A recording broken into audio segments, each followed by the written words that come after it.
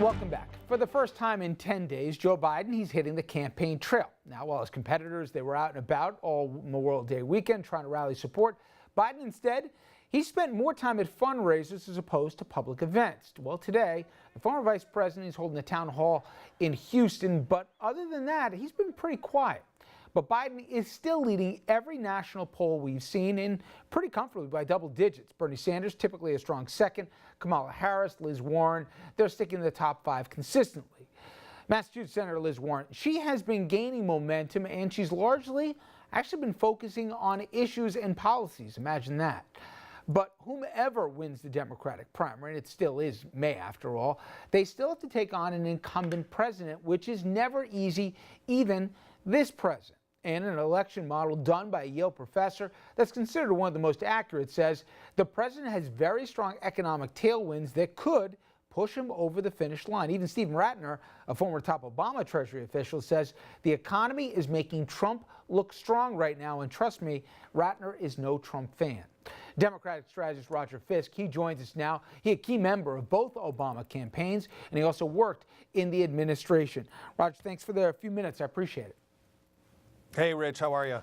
I'm doing pretty good. I know at this point nothing ceases to amaze anyone, but it should be noted the president was on foreign soil, and he went after not only an opponent, but he's siding with a North Korean dictator. It's just what we come to accept as normal is so bizarre. This isn't some fringe candidate. He's the president, and Biden didn't take the bait and respond. And I don't care about someone's personal politics.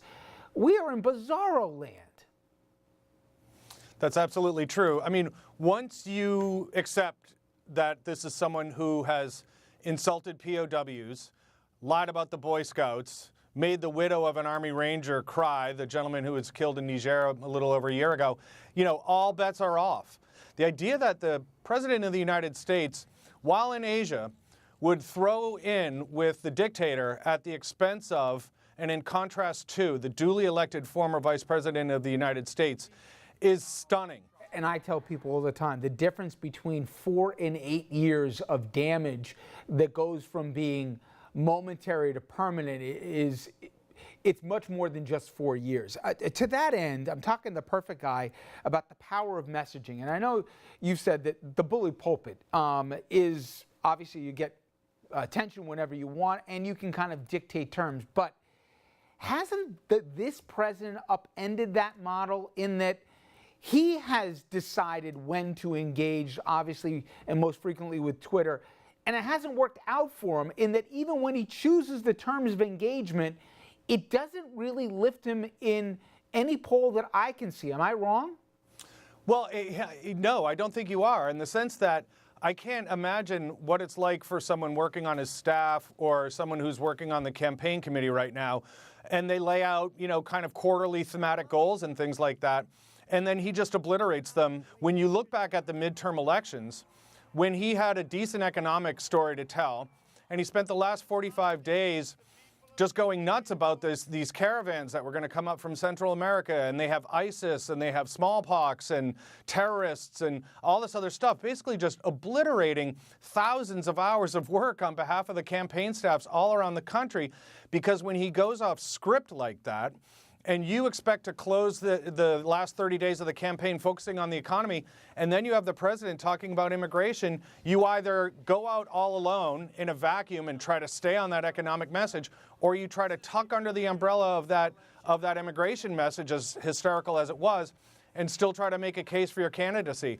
Do you believe that if he adopted the "it's economy stupid" of Clinton, that he's got a good chance at re-election, given, I mentioned before, both those new study that came out of Yale and also some of Ratner's numbers here, that if he focuses just on the economy and assuming that we're in the same place a year from now, that he would be formidable? Well, by definition, the incumbent is formidable for some of the reasons that you touched on, but they can certainly dictate the terms of the debate simply by focusing on specific issues. The real issue is whether or not he can go into 2020 adhering to that kind of a game plan. But as we've seen, he's erratic. He's just basically every day is just kind of projectile vomiting of grievance and conspiracy and anger. The one edge he has beyond the structural advantage of being the economy is that anger is easy. It's really easy. I could put together a campaign right now that's based on grievance and anger. You mentioned Elizabeth Warren in your setup. It's much more difficult to put together a policy-oriented campaign because that scratches a different itch in people's brains, in people's psyche. Whereas anger, resentment, fear of the other, all those things are extremely easy to cultivate and to maintain. And so that's where he excels. And I think that's where we'll see him go over and over as we work our way towards 2020. That said, any poll that has him down, any poll at all, I think you have to add 3, if not 5 points to the Trump vote, because there's a lot of people out there who, when the curtain closes, they want that personal hand grenade to throw at all the quote-unquote elites. You know, Roger, I think that there's 4 buckets when Democrats are trying to figure out who they want as their nominee. I'm sure there's more, but to me, there is the competency, the return to normal. It seems to be where Biden's going, which is, you know, I'll end this national nightmare and we'll have an adult back in that office that's oval. Then there is what we saw Buttigieg and others, which is let's go personal. Let's find something about him and say he's a horrible guy.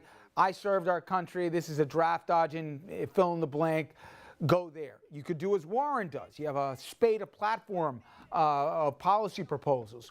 Or you can pick a single issue, maybe it's abortion or whatever else. Picking a lane of those 4 on that menu, I guess it depends on the candidate and their backstory and their personality. But in this marketplace for the voter, what do you think they want? Because I think there's a lot of people like me that say, I just want somebody that I'm not going to be worried about when I wake up in the morning what he or she just did last night. I'm exhausted by the last 3+ years. I think there's a lot more people like that than aren't. And if that's the best chance that you don't have a repeat of what we saw in 6, then sign me up for it. I'll take it. Advise. Give some free advice to the candidates now. The real winner is going to be someone that not only can touch and weave together those 3 buckets, setting aside the single issue bucket like I mentioned, but who can actually put together a campaign so that from the door-to-door experience, from that volunteer walking up your driveway and knocking on your door, to the online, to the paid media, to the events, that they can put together a unified, cohesive, harmonic organization as we did in the 2 Obama campaigns, so that if you went to an event in 2007 and you opened up an email in 2008 and then you saw a clip of the then president speaking in 2012, that there would be some kind of narrative cohesion there.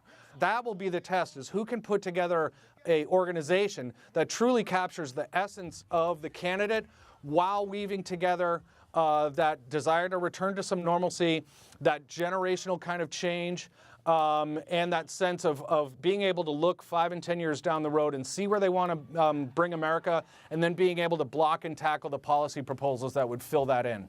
Roger, great stuff today. I appreciate you making time for us. Thank you so much. It's a pleasure, Rich. Thanks as always. All right, everybody, when we come back, there's a new book out. Now, it's about 9/11, and I know as soon as you say that, it conjures up, obviously, all the memories attached to it. But what it does is it tells some stories that I think most of us, certainly not me, I didn't know. It focuses this book on the people who became heroes out of necessity. Some of them made it, some of them didn't. A fascinating conversation on the other side of this break.